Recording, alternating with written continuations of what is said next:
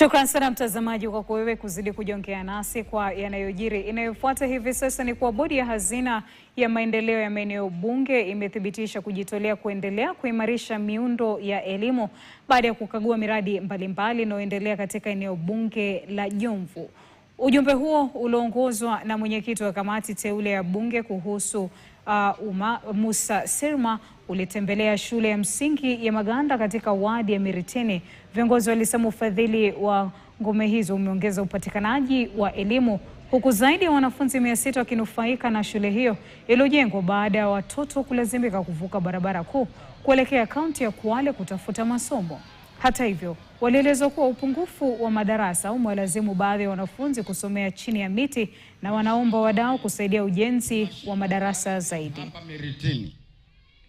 Ndio maana tukasema badala ya kuongeza madarasa zaidi, tuweze kuweka ukuta mkubwa kuweza kuwekea urithi wa watoto wetu ili waweze kupata mahali pa kusomea. Tujipigie makofi kwa hiyo kazi nzuri. Mheshimiwa Chairman, watoto hawa 600+ vyoo ni 2 peke yake.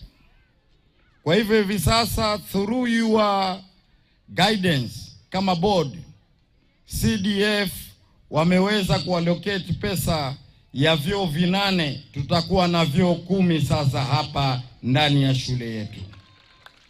Na Mheshimiwa Twalib, tumeyasikia maombi yako. Kitu nitakuomba tu peke yake. Naona umejenga ile na haina gorofa.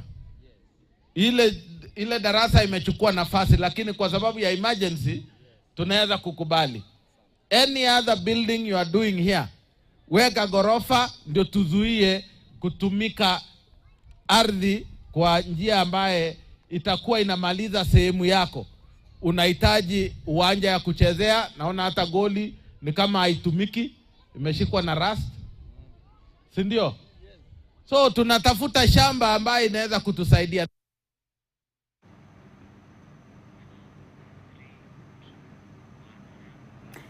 Wakulima wa miwa katika kaunti ya Busia wamesema kuwa marekebisho na upendekezo